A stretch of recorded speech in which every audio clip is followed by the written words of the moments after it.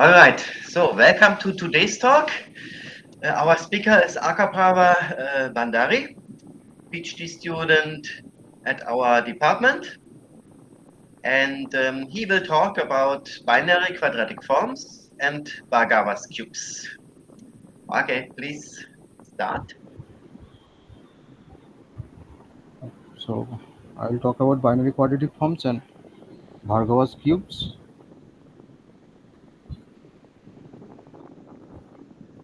Around 1838, Dirichlet constructed a composition law for the set of equivalence classes of primitive binary quadratic forms and for only non-square discriminants.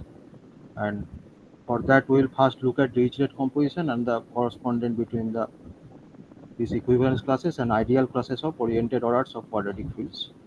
And later we'll see how Bhargava considered cubes of integers to represent primitive forms and introduced the idea of quadratic rings. He proved that for any non-zero discriminant, the set of equivalence classes of primitive forms is isomorphic to the narrow class group of oriented quadratic rings. So we'll start by some basic definitions. A binary quadratic form is a degree 2 polynomial expression of the form ax square plus bxy plus cy square, where the coefficients are integers and the variables are also integers. And we'll use fxy or just f or the ordered coefficients abc to denote a quadratic form. And a form is said to be primitive if the GCD of the coefficients is 1 and the value b square minus 4ac is called the discriminant of the form ABC. And note that for any discriminant, d is equivalent to 0 or 1 modulo 4, since b square minus 4ac is equivalent to b square and any square is of the form 4k or 4k plus 1.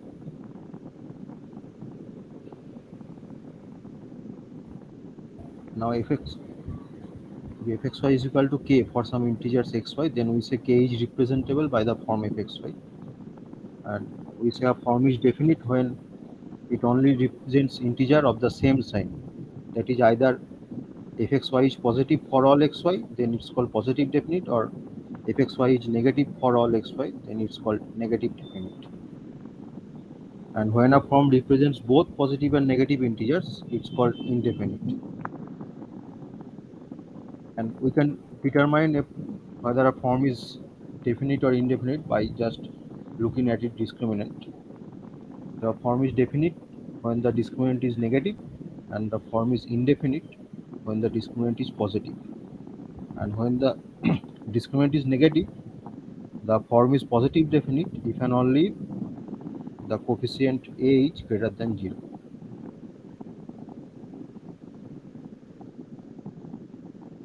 Now we consider the group SL2Z and define an action on the set of binary quadratic forms. So if F be a form and S be a matrix in SL2Z, we can define a new binary quadratic form in this way. Fx xy is f of rx plus sy, tx plus ey, and we say two binary quadratic forms f and f dash are equivalent if there exists some s in SL2Z for which fx xy is equal to f dash xy. Now if f and f dash are two equivalent binary quadratic forms, we will get that they both have the same discriminant and they will both represent the same integers, and also the GCD of the coefficients for these two forms will be same. So the third condition implies that a primitive form will only be equivalent to other primitive forms.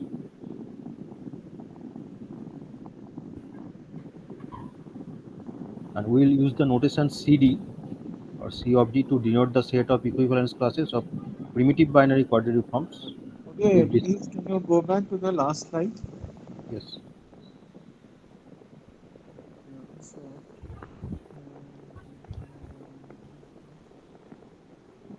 so why is it true these statements? Okay, these are just basic calculations. Okay. If we took fxy as the expression ax square plus bxy plus cy square, then put these values, we'll get that the discriminant will still be b square minus 4ac. I see. Uh, And fine. So, um, what I am asking that this fact that they represent the same integers, how that will be true? okay, so say if fxy equal to k for some xy, then if we just put I this see. transformation. Okay, I understand. So this is Yeah, yeah, invertible, that is why. yeah. Okay, fine, that's fine. And the GCD, why will the GCD be the same? That's also, just from will come from basic calculation. We have to Okay, find out the value of a dash, b dash, and c dash okay. using this transformation. We get that the GCD I is see. same. Okay, fine, fine. Thank you. You can go forward, please. So we use the notation CD to denote the set of equivalent classes of primitive binary quadratic forms with discriminant D. And we have the theorem that for any non-zero discriminant D, the set CD is So again, one question that what is the equivalence relation here? okay. The equivalence relation is just defined by this action, like we I define. see. Okay, We say that two forms I are see. equivalent if this is an I image see. of. Thank you. That's fine. Okay. That's fine. Basically, you mean the orbits under the action of SL2Z. Yes, yes. Okay, so the set of equivalence classes will be finite. Now we'll look into Dirichlet's idea of composing two binary quadratic forms for a given non-squared discriminant D. But to define this Dirichlet's composition, we first need a lemma which states if ABC and A dash B dash C are two binary quadratic forms of discriminant D, and we take E to be the GCD of A dash and B plus B dash by 2, then there will exist a unique integer b modulo 2a dash by e square which will satisfy these three conditions. Now, as this GCD is 1, there exists n1, n2, n3 integers such that this condition happen. And using these three integers, we can construct b in this way, and we'll get by calculation that b will satisfy these three conditions. And with the help of this integer b,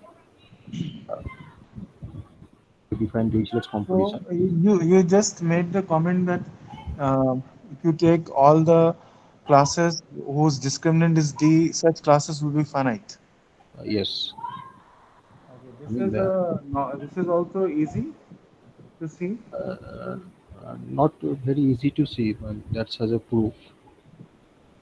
I see. But But I have skipped the proofs actually for, lack of okay, time no here. problem. No problem. You can go ahead further. That's fine. You can go further. Yeah, Proceed, yeah. please.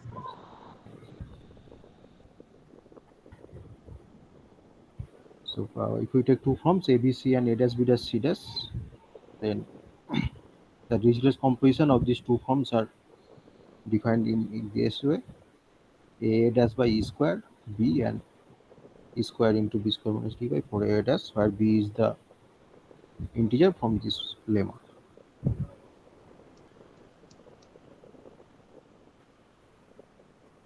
And we'll have these properties that for two binary quadratic forms f and g with discriminant d, and if f capital F with their Dirichlet in composition, then it will also So it was sorry, it was very quick.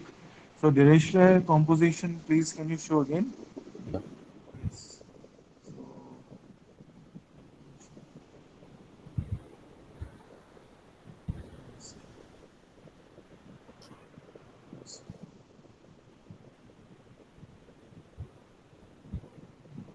okay, thank you. Please go ahead.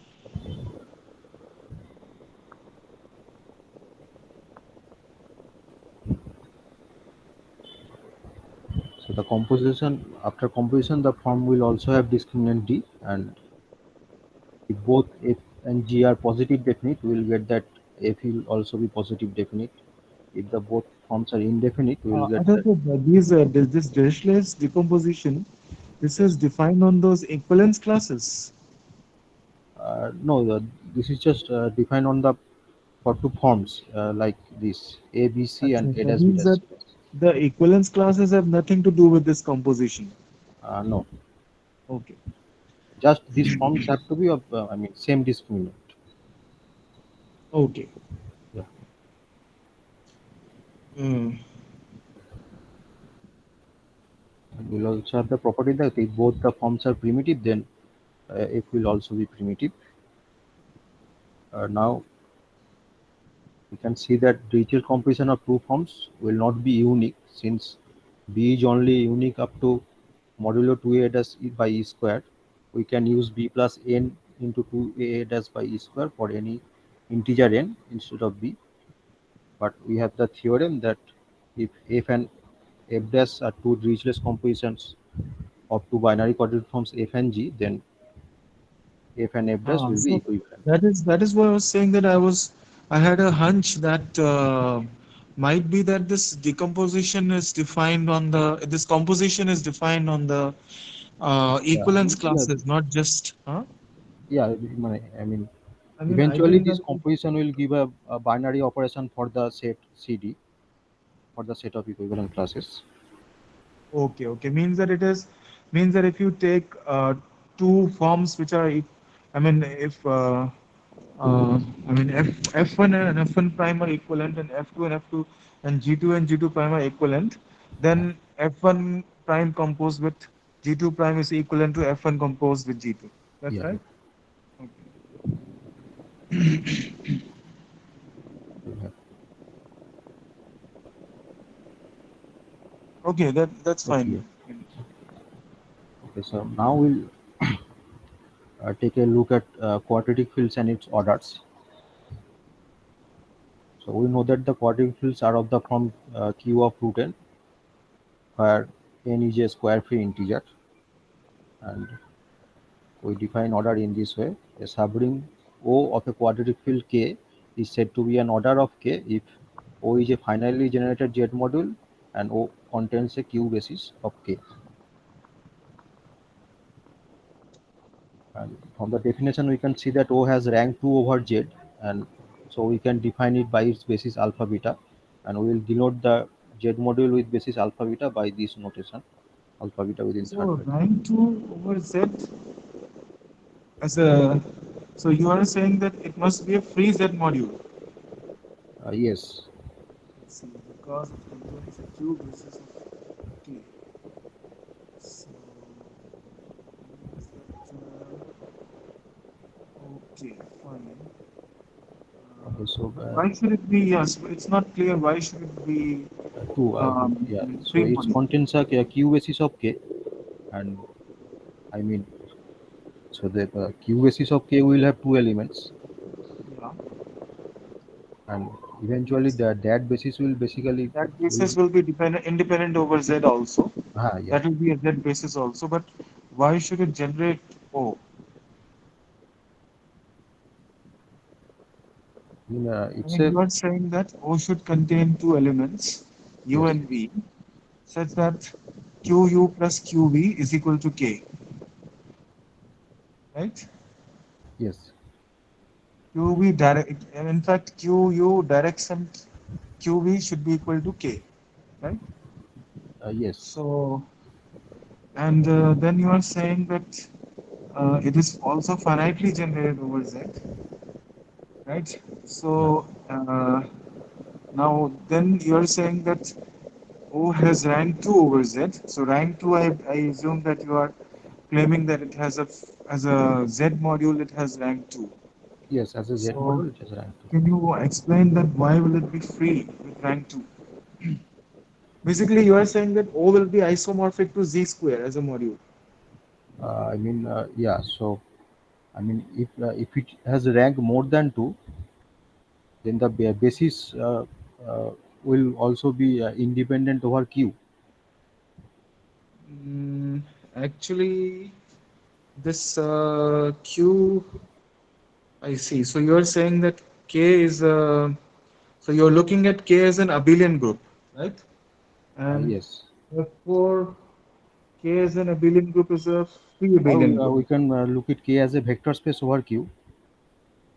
Yeah, Then K will have a degree 2 over Q. yeah. And so, I mean, K cannot contain a independent set of three elements. Okay, now suppose I think O. Atish's question is that why it will be free in the first place. That is what his question is. See, what you are giving a proof that it cannot be free of rank three, but why it should be free at all? Oh, That is okay. what I was asking. I mean, I misunderstood. Actually, I am defining it the way. I mean, I will say the subring O is an order if it satisfies these two conditions. So I am define it to be free. Yeah, see what happens generally that we have a nice result that any submodule of a free module is free. Okay, so if you have this K and this K is a free Z module, right?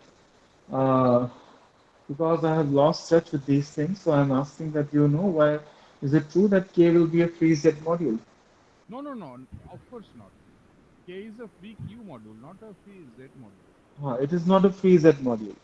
No, no. So that means that and there is no when then why should this O given the assumptions on O that it is I mean it is finitely generated and it contains a Q basis. How should it follow from this that it is a free Z module of rank 2? I think maybe he should go ahead now. Prajit Okay, fine, fine. Yes, later. fine. So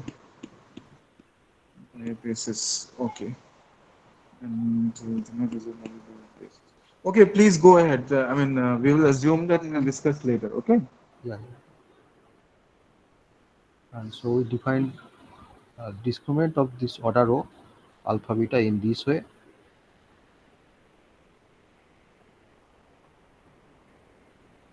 Now, if an order O has discriminant D, we get that D is equivalent to 0 or 1 modulo 4, and the quadratic field containing the order will be Q root D.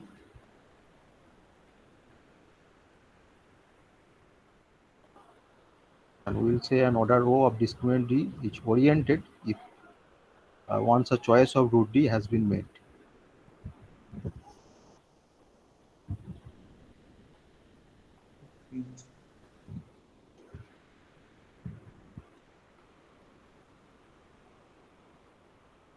So now we define fractional ideal I of an order O to be a submodule of K such that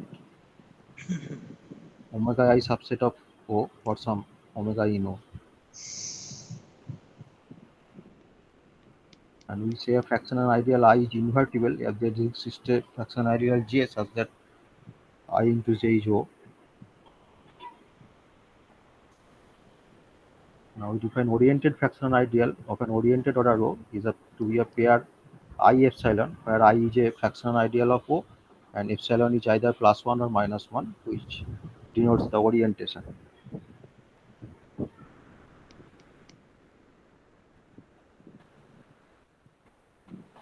And we define uh, the products between two oriented fractional ideals in this way, just coordinate wise multiplication. And if alpha is an element from the field, then we define their product in this way: alpha I sine of norm alpha into epsilon, where sine of norm alpha just denotes the sign of the integer norm of alpha.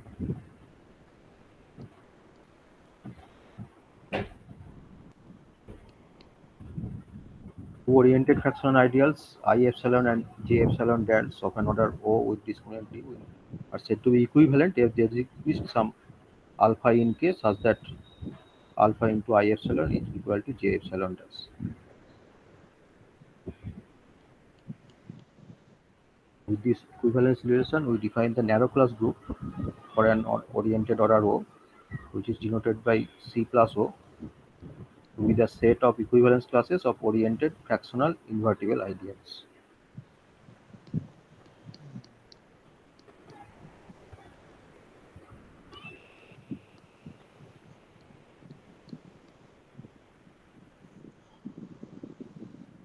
Dirichlet proved the actually group isomorphism between the set of equivalence classes of primitive binary quadratic forms, which we have denoted by CD, and the narrow class group we just defined.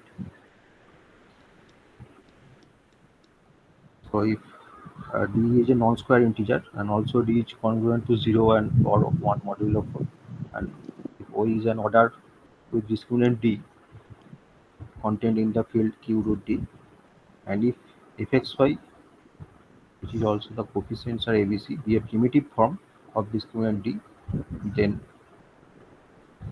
this Z module, we can say, is an oriented invertible fraction ideal of O. Now with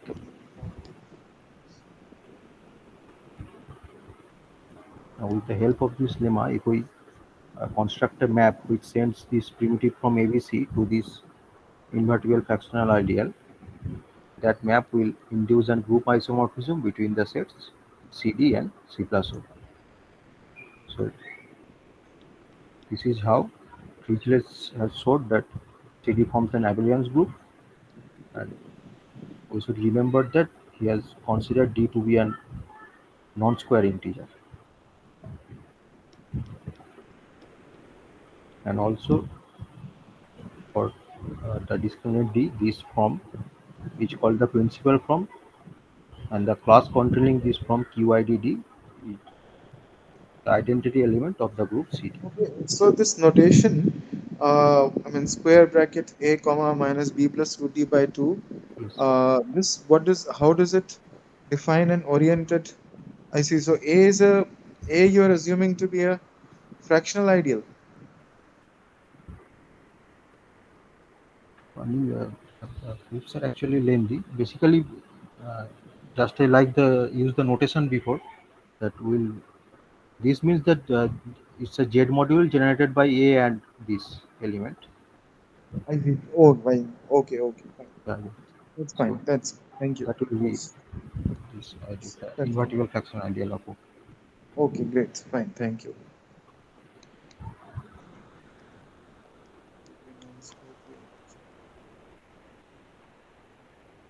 So now we have group structure for the set of equivalence classes of primitive forms with non-square discriminants, and for the general class of non-zero discriminants, we will follow.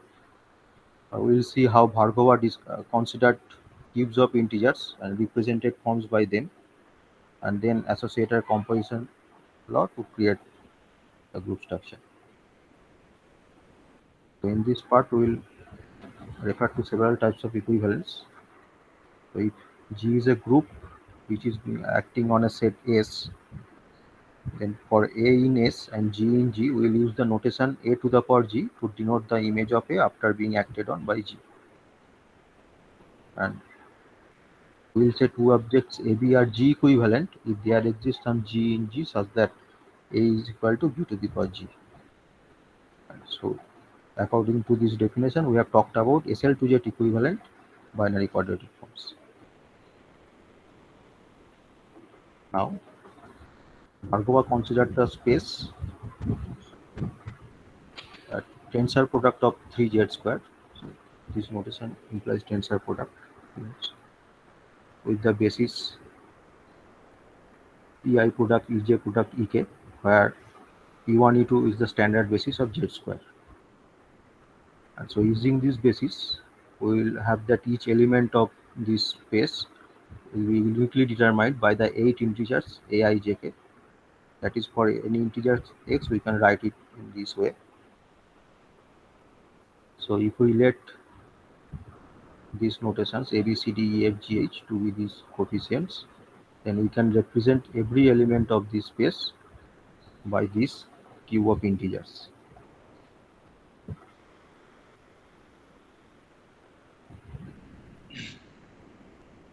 Now this cube can be represented in three different ways by this pair of matrices. So if we see from the diagram, the M1 actually the front side of the cube, while N1 is the back side of the cube. Similarly, M2 is the top side of the cube, where N2 is the bottom of the cube. But mathematically or by calculation, this M1 corresponds to the coefficients A1jk, where N1 corresponds to A2jk. Similarly, M2 corresponds to the coefficients I1k, N2 to I2k, and similarly for M3 and M3.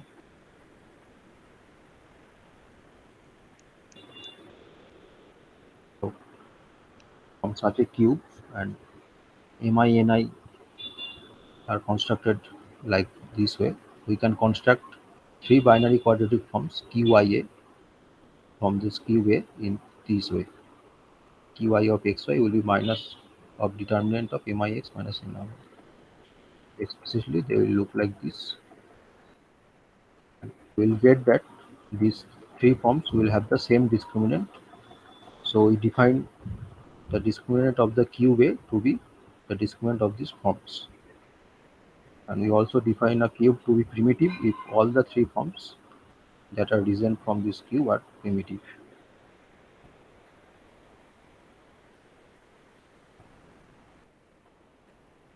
Now we consider the set SL to Z whole cube, and then we will get a natural gamma action on this space, which is given by this map.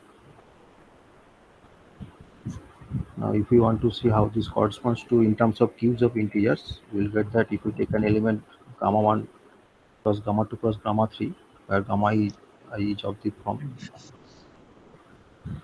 then we'll get that a to the power gamma can be obtained by replacing mi by ri si and ti plus ei in any order, and the order in which each individual gamma is applied does not matter. It's better to understand this action with an example. If we take gamma to be this element acting on the cube A, so now for this cube we get M1 and N1 are both 1, 2, 3, 4. So the first component of gamma will make M1 N1 transform to M1 plus N1 and M1 plus 2 N1. We will get our new M1 dash to be this and N1 dash to be this, and from that we will get that we have got we'll get the cube this way. Now for this cube A dash, we will have N2 dash and N2 dash, these two matrices. Then the second component of gamma will transform the M2 dash N2 dash to just. So star, what is the meaning of star? I'm just I mean I using this. I'm just highlighting which component is applying on those pair of matrices. So when I'm applying the second component, I just put star in the place of first and third component or coordinate.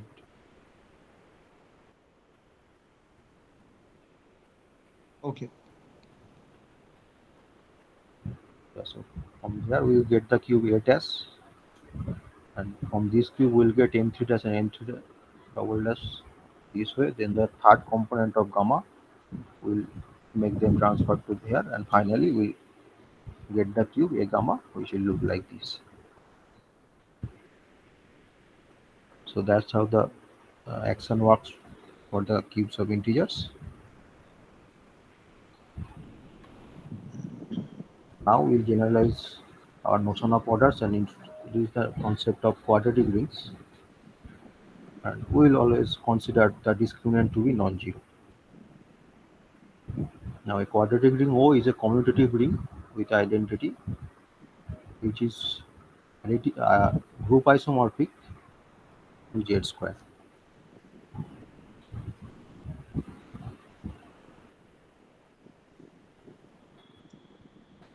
From this definition we have that O has rank 2 in Z. So O has a basis of the form 1 tau, and since tau square is in O, we will have that tau solves the quadratic equation of this form, where BC are integers. So one why we can assume that it has a basis of the form 1 comma tau, and tau square is in O. Tau square is equal Yes, to square. it's a ring, so tau square will be in O. Is a ring. Exactly. Oh, so I mean tau square is in O obviously, but the point is that tau square is equal to equation. Uh, I mean, when we are saying that we have that O has a basis of the form 1 comma tau, so how do we justify this? I just said that as an additive group, it will be isomorphic to Z square. Okay. Also, Z square is a, I mean, Z module of, I mean, basis Yes. rank 2. I mean, what I'm trying to say is that, so, I mean, 1 tau, this will be, this will generate, in general, this will be a submodule of this O of rank 2. I mean, this will be this rank less than or equal to 2. That will generate 1 and tau will generate a submodule, but it is not clear that 1 and tau will be a basis. So that's why I'm asking that how can we assert this that 1 and tau will be a basis? I mean, if you say something like tau and kappa will be a basis, for this I have no objection. But you are saying that one can be a part of basis. So that I mean needs explanation a little bit. Okay, but anyway, it doesn't matter. We have that tau solves a quadratic equation. So how does tau solve a quadratic equation? Okay, so tau square can be expressed in the form of 1 and tau. So it will be like tau square equal to some k1 into I tau see. plus Okay, k fine, fine. k2. Absolutely. Yes, yes, yes. That's fine. Thank you.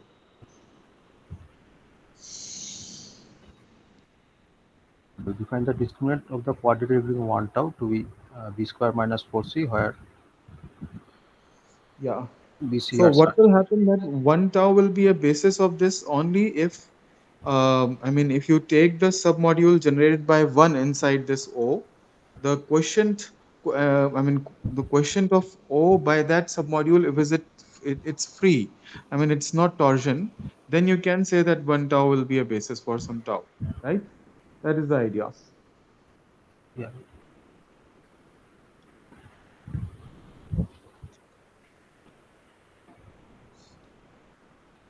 So again, we say a quadratic ring is oriented if a choice of root d has been made,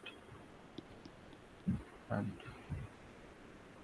we'll always assume that our rings are oriented for any given integer d, where d is equivalent to modulo 0 or equivalent to 0 or 1 modulo 4, then there exists a unique up to orientation preserving isomorphism oriented quadratic ring, namely 1 tau, where tau square will be in this form having discriminant.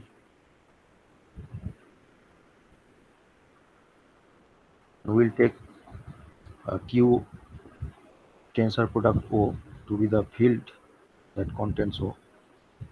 Basically, if 1 tau is a Z basis of O, then 1 tau will be a Q basis of K.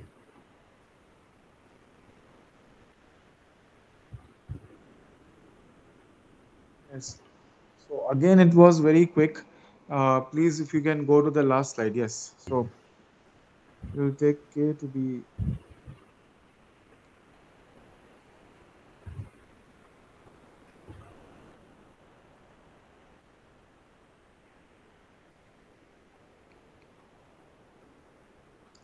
So this K, so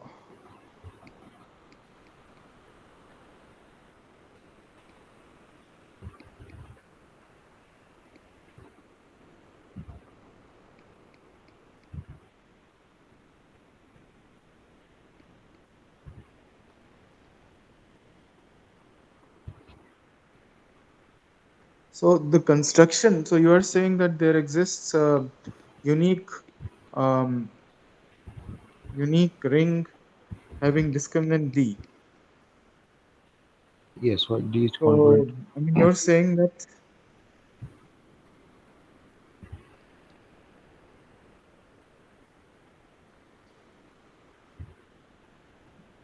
quotient is a is present object particle. Is equal to this. So, so this is, I mean, this is fine, but if you take this K is equal to Q tensor over Z with O to be the field containing O, right? Yeah. So is it a field first of all? K? Yeah. It will be a field. Because O is isomorphic to Z square, right? Yeah, as a group. As a group. So if you tensor with Q, you will get Q plus Q. You will get a direct sum of two copies of Q. I mean, two-dimensional vector space over Q. So, I mean, it is not clear a priori that this will be a field, but I think that there will be some isomorphisms which will ensure that this is a field. So, I mean, this is fine. If you claim this is a field, that is fine. So, that is fine. You can go ahead, but I mean, it is not obvious that this will be a field because a priori this is only a direct sum of two copies of Q. Fine? Yeah. Okay, we can go further. Okay. Now we'll use the same definition of fractional ideals and oriented ideals and invertible ideals for these quadratic rings as we did for orders. And similarly, we'll also have the definition for narrow class group, which will be denoted by C plus O, which will be the set of equivalence classes of invertible oriented fractional ideals of O. Then we define collinearity. So let O be a quadratic ring. We say the invertible fractional ideals I1, I2, I3 are collinear if I1 into I2 into I3 is O and multiplication of the norm are 1. Then we say two triples of collinear fractional oriented ideals I1, I2, I3 and I1 dash, I2 dash, I3 dash are equivalent if there exists alpha 1, alpha 2, alpha 3 in case such that II is alpha into II dash or I1 to 3. And we will use this notation to denote the set of equivalence classes of collinear triples of oriented invertible fractional ideals for the quadratic ring O, and this set will be a group under the binary operation of which is just the coordinate wise multiplication of ideals. Typically we use this notation. Collinear to the power 3 stands for the fact that we are considering three objects that are collinear, and 1 on 1 represent the fact that we do not require three ideals to be equal to each other. We may take three different ideals.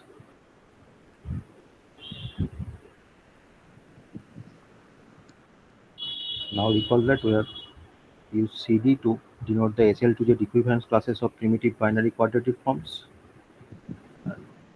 We use the notation C of Z square cube D to denote the set of SL2Z cube equivalence classes of primitive cubes with discriminant D. And also recall that this form was the principal form. The class containing this form was the identity element of CD when D was a non-square integer. Now if we consider this cube, either as D is conjugate to 0 or 1 modulo 4, we will get that this cube rises to the form QIDD. Keeping these notations in mind, Bhargava proved this bijection that if D is congruent to 0 1 modulo 4 and D is non-zero and O be the quadratic ring of discriminant group, then these two sets will be bijective.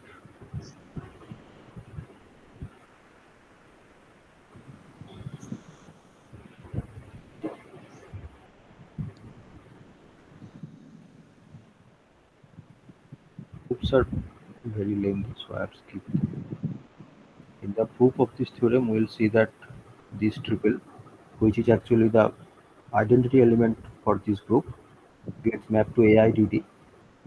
So with the help of this bijection, this set can be turned into a group where AIDD will be the identity element and the binary operation will be corresponding to the multiplication of polynomial triple of invertible oriented fractional ideals. Now, using this bijection, suppose I1, I2, I3 gets mapped to the cube A, and Q1, Q2, Q3 are the three binary quadratic forms that's risen from A. Then if we construct a map which sends II to QIIA, this map will give a bijection between the set CD and C plus A. So with help of this bijection, we will get that CD forms an group where QIDD is the identity element and the binary operation correspond to the multiplication of oriented ideals in C plus A. Basically, this can be understood from this diagram.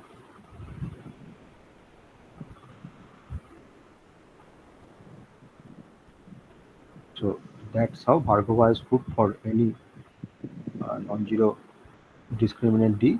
CD forms an abelian group where the identity elements are QIDD.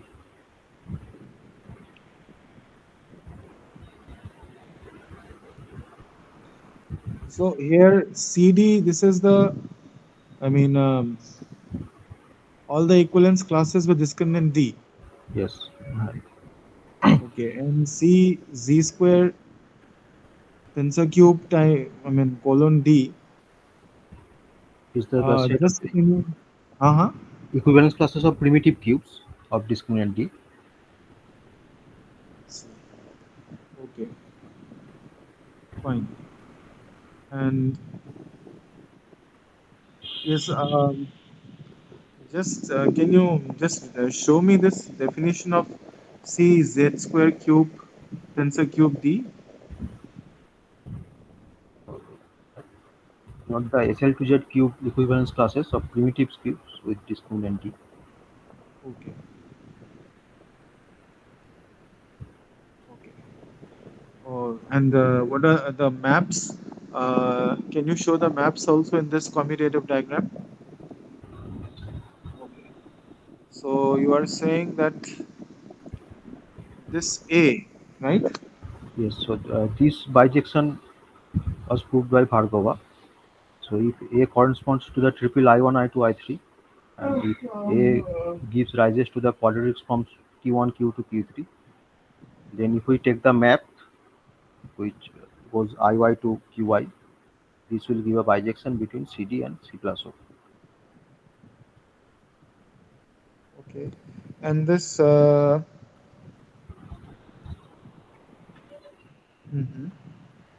QIA, what is the, I mean, QIA, can you show me the, I mean, definition of QIA?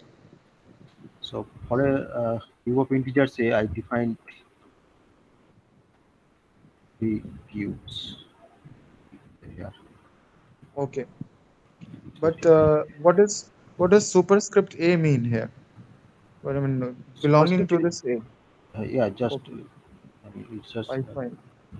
we are deriving these forms from the cube A. Okay, Just that. okay. So this is giving you, so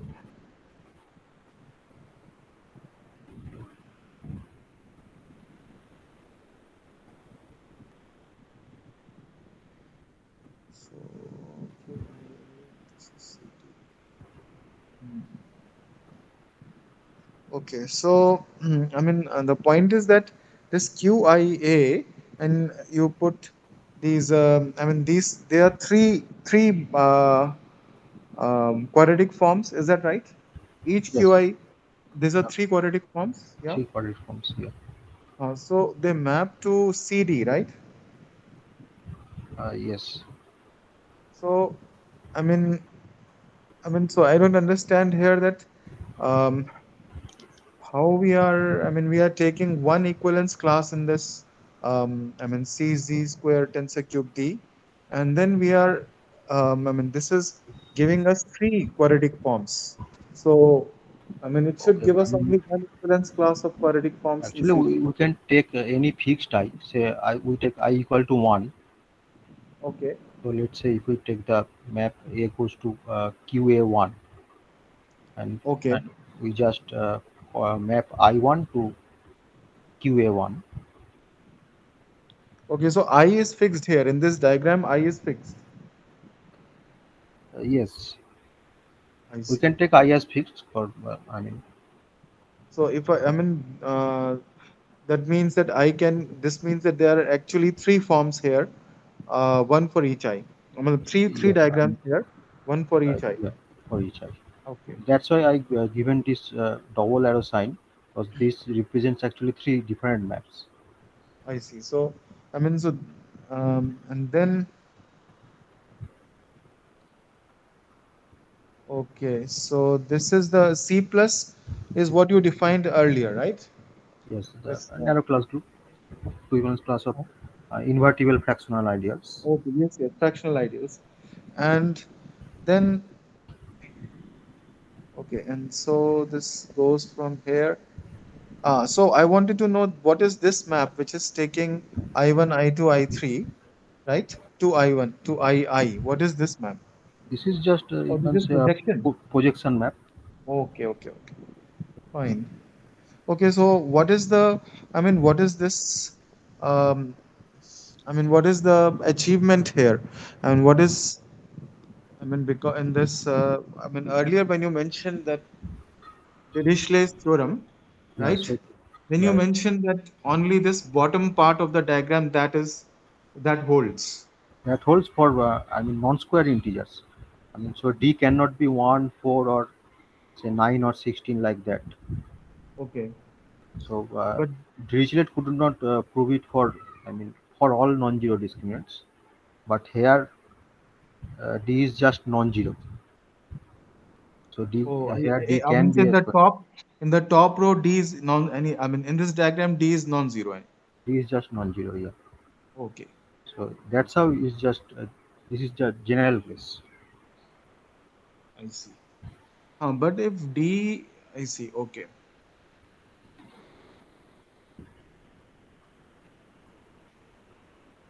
So I mean that. I mean, this means that Bhargava's result, that is, I mean, that Dirichlet's theorem is coming as a special case of this. Yeah. So, I mean, but I mean, suppose that this, I mean, we say that D can be any non-zero integer, not necessarily square free, because earlier we said it D must be square free. No, no. D must Earlier, be non-square. for Dirichlet, it has to be non-square, not necessarily square free. Okay, fine, fine. But now suppose, like for example, uh, I mean, D equals to 4, that was not covered earlier by Dirichlet's theorem, right? Yeah, yeah. That was not covered. So now I can take D equals to 4. Yes. So then if I just give the, I mean, this bottom part of this diagram, right? Yeah. So bottom part of this diagram, I mean, is that not enough to give this correspondence? Why do I need the top row? Actually, we'll need this bijection to, I mean, get these ideals. Actually, Okay, we'll have to for a quadratic from say Q, I or if see. we noted Q1, we have to find the cube which represents that form. Okay, Then we have to go this way. I see. Okay, I mean, I mean, maybe so. These are my okay, then references. it makes more. Yes, it makes more sense now. Thank you. Okay, maybe I'll send you this reference. So Oh it will, yes, yes, you do send. Please send. yeah, it will have a more detailed proofs there. Yes, yes, and this free, why this is free of rank to all these things? I mean, I think there's a standard facts in algebraic number theory. So you should, I mean, refer to some book, and then you should ascertain these facts. Right? I mean, what I asked you earlier, Yeah, why yeah, is O free in the case in the I mean case of this quadratic extension, right?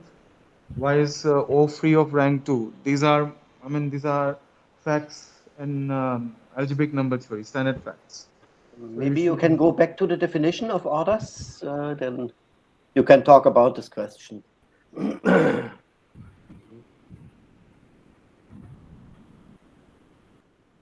yeah. So I mean, what I feel is that this O has rank 2 over Z, right? This is some standard fact, standard result in algebraic number theory.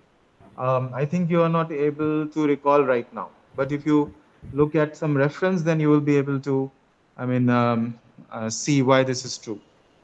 Yeah, from the definition, it's not immediately obvious, but often it's just introduced as a Yes, free I Z think it's a model of rank 2 in the standard case of, result from algebraic number theory.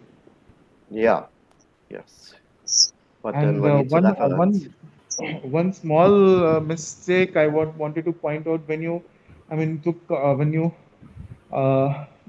discussed this Bhargava's generalization. So you took O to be a free Z module of rank 2, and then you are taking the tensor product with Q. So I think that, I mean, doesn't have the structure of a field because it is a direct sum of two copies of Q, right? So it is not obvious why this is a field.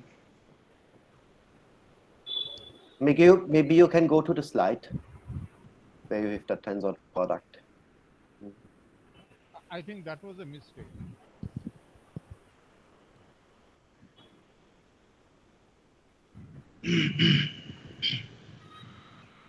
so I Yes, so didn't last actually. line, last line here, K, not you are taking. Okay, so I actually didn't cross-check this fact that will this be a field or not. I mean, this has been used in Bhargava's own book or note, which he proved in 2004. I see. Okay. So, So perhaps you can give me a reference for that because see what happens Q, what is Q? Q is the rational field. So whenever you tensor, I mean this abelian group, I mean this is how we define the rank of the, I mean the Q dimension of K is actually the rank of O, right? So this Q plus, I mean the dimension of K over Q is basically 2, but the point is that it is not clear from this that um, why this K should be a field, but uh, okay, so what I understood was that for the ring O, yeah, I thought K will be the fraction field of O. Probably, if you are inside complex number, some of these things will be okay. Otherwise, maybe in abstract situation, you haven't started with the domain here, so probably it will not be true in complete generality. I mean, even if O is a ring, right? Even if O is a ring, and when you take the tensor product of two rings, you know that there is a, famous fact in commutative algebra that tensor product of two integral domains can fail to be an integral domain. Okay, so this is not obvious fact, um, but I mean, if you can provide some. So this is a bit surprising, but I'm sure that if it is there in the paper of Bhargava, maybe that there is something that that is not, that I'm missing. Okay. Oh, fine. So that's a nice talk. Thank you. Yeah, thank you very uh, much. Yeah, very nice. Ashish, this Okay, integral domain. okay, so then we So the can integral continue domain the not. discussion now. I think this what you were saying, tensor product of two integral domains need not be an integral domain. That will not arise here because here when is tensoring with k, I mean q over z, it is something like inverting of elements. Yes, that is right. So because So this will not. I mean, that kind of problem will not arise. I mean, that's right. I mean, introduction of zeroth measures. no, but see, if you take just a free module, I mean some z n and tensor it over z with q, you are getting n copies of q, direct sum of n copies of q, which is not an integral domain. But I think that he is No, having a rings. no. See, it is something like let us put it this that q direct sum q root 2. That is a field, right? See, we have No, to Q distinguish direct sum between Q as a module, it is just a, I mean, direct sum of modules. So, I mean, the point is that if you take the, I mean, no, point is that the ring multiplication comes in the tensor product as, I mean, A tensor B times B tensor C is equal to AB times A. I mean, the point is that the structure as the Z module is a direct sum, and the structure as a ring is given by this, I mean, this rule that A tensor B times A prime tensor B prime is A prime tensor B B prime. no, I So think that there is, are so that is why some distinction is made between internal direct sum and external direct sum. So what you are interpreting things as external direct sum, but here what is happening is that things are happening inside something. So it is an internal. So you think of it like this: that q root 2, q round bracket root 2, that is an okay. internal direct sum of q times 1 direct sum q times root 2, but that is a field inside. Yes, that's right. Something similar is happening here. I see. It is a direct sum over q, and yet it is a field. Yeah, that's right. That's right. Yes, that is what I mean, that is what um, I mean, thought. That is what I thought that, um, that the reason why this will be a field. So, I mean, there would be because I mean, because he's defining O to be just a commutative ring. No, these are number fields. This is not arbitrary thing. This is inside Okay, C. okay, okay. So I this see. internal things will start happening. This is not I see. abstract. Okay, I mean, all these things are okay, not okay, abstract. okay. I see. Yes, then it is possible that, I mean, because, I mean, yes, that is possible. For example, if you take, if you take qx by some, by x square plus 1, so that is basically qi. So that is a field, and if you tensor it with some other field, then, um, I mean, I mean, this is true. Basically, this is extension of scalars. So Yes, it can very well happen that this tensor product is a field. yes. So, but now it is more clear I mean, when you told me that this is inside some number field, then the situation is more clear why this is there. So, Orkoprabhu, what are you studying in general? Amurtada, what is he studying? Yeah, so now we are going more in the analytic direction again. So we go away from quadratic forms, we consider quadratic inequalities and do some work on related to the Oppenheim conjecture. So indefinite quadratic forms, we study the value set of that. And so we look at the function field setting of the Oppenheim conjecture. Right. Yeah. Yeah, so overall, very interesting, nice. Thank you. Yeah, I agree. Very nice talk. Yeah, maybe. Yeah, unfortunately, it seems that Akaprava is disconnected.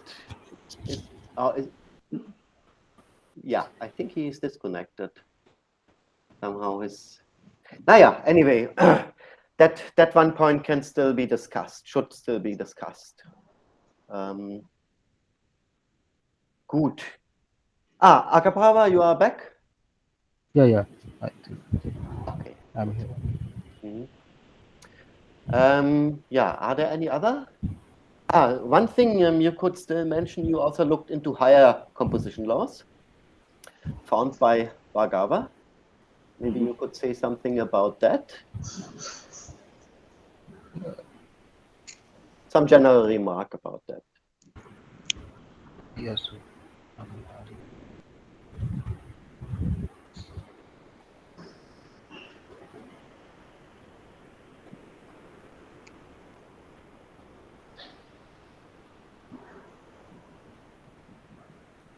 So can I make one comment, Stefan? Yes, please go ahead. Yeah. Mhm. Yeah, so maybe there is a, Orko Prabhu, I don't know if you have read, there is a seminar going on in HRI at the moment where, this decomposition laws of Bhargava, and there is some relation with arithmetic of elliptic curves. So there is some seminar going on. Maybe you can attend because you have studied higher decomposition laws also. And, there is some relation with Bhargava and Shankar results and average rank of elliptic curve. Oh, There's some seminar. that's just going on right now. Yes, so Is he might already. find it. I mean, Yes. once a week, so he might find it Oh, okay. interesting. I was not aware of that. Okay, I will check out. Right. Is it on the website? Announced on the website so that I can find it? Or? Yeah, I'm not sure, but it's Wednesday at 3 o'clock, once a week. All right. Okay, thank you for letting us know. Thanks.